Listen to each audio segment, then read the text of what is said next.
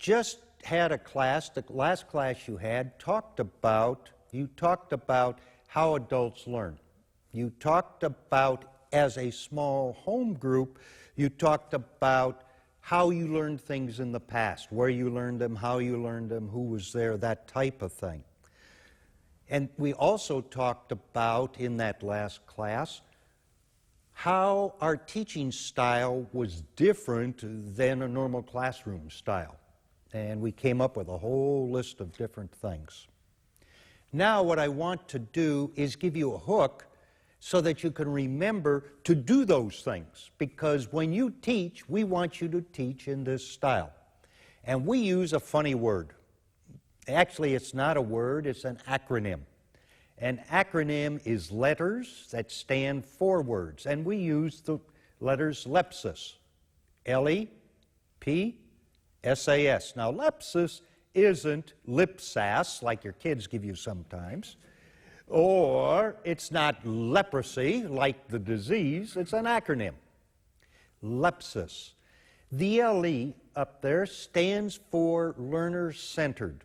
When we do our teaching, we want our teaching to be focused on the learner. And your group leader has a handout that gives you a whole list of things, activities that you do to keep the focus on the learner. A very important one is sitting in a circle. And the teacher is at the same level. The second thing is problem posing. We want to pose a problem that will get discussion started. And in this problem posing, we do lots of things. And your handout there talks about different activities, such as role plays and dramas. And working in the villages, we use some pretty vivid pictures, too, to get discussion started. The third letter is S, self-discovery. When we pose a problem, the solution comes from you. Therefore, you discover for yourself what you already know. And what really happens is a little bit of the piece of answer comes from this person, another piece from this person, another piece from this person. So that as a group, you have the bulk of the answers. So as a group, you're discovering the answers. The A is a really critical one. A stands for action-oriented. Now, many times in teaching, we just have head knowledge. We got this knowledge in our head, but we don't do anything with it. Well, in a CDT program, we want people to put what they've learned into action. And therefore, many times what they'll do, they'll go teach their neighbor. That's action. If we teach them how to make up oral rehydration solution, they demonstrate it. So there's lots of action involved. And then the second S is spirit-guided. We want all of the teaching to be guided by the Holy Spirit. Now, some people will say, oh, great, that means I don't have to prepare for a class. I'll just go in, see what the Holy Spirit says while we're teaching, and wing it. That's not what I'm talking about. What I'm talking about is being sensitive to the students, being sensitive to what's happening, being sensitive so maybe you need to spend more time on a particular section than what your lesson plan says. So, LePSAS is a hook to remind you how to do this participatory style of teaching that we've been talking about. Now, what I want to do, I want to go back to the problem posing segment for a little bit, because this is really a very important element. And what a problem posing means is that you start a class with a thing called a starter. That starter will pose a problem.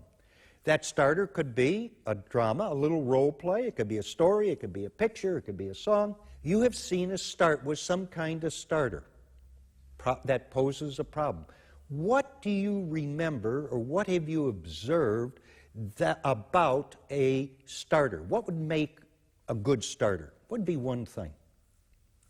I think it needs to be short. Yeah, right. It needs to be short. In other words, there was only generally just 2 or 3 dialogues back and forth. Probably only took a couple of minutes, 2 minutes or so. You know that river crossing story we did back there, that's not a good starter because it's way too long. Okay, what else? It should be simplistic in approach. Okay, should be simple. You keep it simple. You don't want to make it complex. Good. What else? Have a situation where there's only one problem. Okay, when you present that drama or that picture or whatever, it needs to only present a single problem. If we present two problems, we confuse the issue. Okay, what else? Well, there's no solution given. Okay, there's no solution given in the drama or in the story. Where does the solution come from? That'll come from like all of us. That's right. The solution, as we talk about what we're doing, it'll come from you. Blowing it out of proportion? Yeah. How many times have you laughed or thought about, boy, that's a stupid, who could be that dumb? Well, you exaggerate it. Good. What else? It presents a need. Yeah, it always presents a need or a problem. Anything else? It leads into whatever the lesson is. Okay, it's your way into the lesson. Now, with that in mind, home groups, what I want you to do in your home groups is to split into about 3 smaller groups. So if there are 9 of you, split into 3 groups of 3 each, or if there are 12 of you, but I want multiple groups. Now, what I want you to do in those groups is I want one group to present a problem-posing role play about diarrhea. Now, exaggerate it. Don't be your regular American stuffed shirts. Okay? A second group, I want you to present alcohol as a problem. And the third group, I want you to do worms. You know worms? Okay. So, what I want you to do is prepare that little starter in your groups. Then, after you've prepared it, I want you to, for each one of the groups to present their starter to the big group. Okay? Good. Have fun.